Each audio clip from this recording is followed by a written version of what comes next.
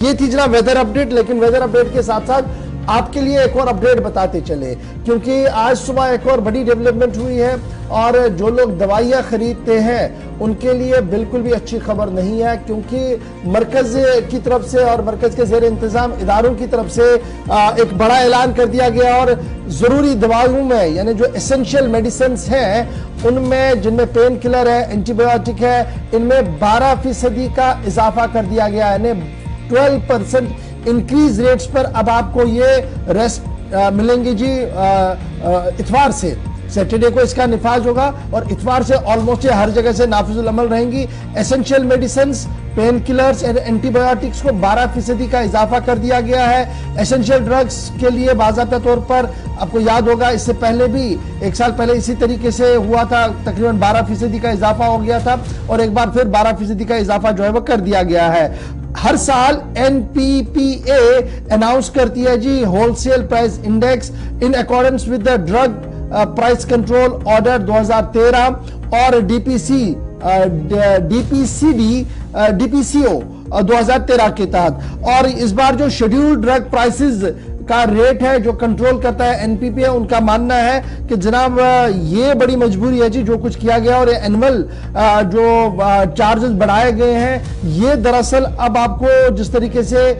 Essential medicine में बढ़ा दिया गया, नॉन एसेंशियल मेडिसिन में भी 10% के बढ़ाने का ऐलान कर दिया गया। तो इस तरीके से दवाइयां जो अब आपको 1 तारीख से मिलेंगी, 1 अप्रैल से नए माली साल से जो आपके पास दवाइयां आएंगी वो आपको महंगे दामों पर खरीदनी पड़ेंगी, क्योंकि बाज़ाब्ता तौर पर इसका ऐलान कर दिया गया। लास्ट ईयर NPPA ने अनाउंस कर दिया था सालाना जो उन्होंने अपना बढ़ाया था वो डेट वाज 10.76%। इस बार सीधे 12% बढ़ा दिया है और यह कहा गया था जब वो 10.76% बढ़ा दिया गया था तो यह कहा गया था कि होलसेल प्राइस इंडेक्स को ध्यान में रखते हुए कर दिया गया और इससे तकरीबन 800 शेड्यूल्ड मेडिसिन जो थे और जो national list of essential medicine के अंदर थे उन पर भी फर्क पड़ा था। और जब आज 12% का इजाफा हुआ है तो सीधी सी बात है ये जो शेड्यूल्ड 800 मेडिसिन हैं इनकी रेट्स ऊपर नीचे हो गई हैं, नीचे बिल्कुल नहीं बल्कि ऊपर ही चली गई हैं और शेड्यूल्ड और नॉन शेड्यूल्ड मेडिसिन में बाज़ाब्ता तौर पर इजाफे का ऐलान रात देर गया कर दिया गया है, लेकिन इसका इतलाक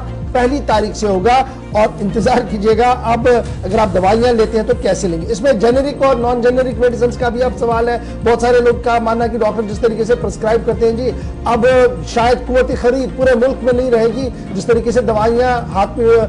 महंगी हो रही है। तमाम सरकार का मानना है कि जन औषधि केंद्र बनाए गए हैं और पूरे मुल्क के अंदर मुख्तलिफ दवा से ये जो दुकानें हैं खोल दी गई है जहां पर जेनेरिक मेडिसिन बेचा जा रहा है और सरकार की ये हत्तुल इम्कान कोशिश है कि एसेंशियल मेडिसिन और नॉन एसेंशियल मेडिसिन और फिर जो हमारे बड़े इंपॉर्टेंट मेडिसिन लगते हैं जी ऑपरेशंस के दौरान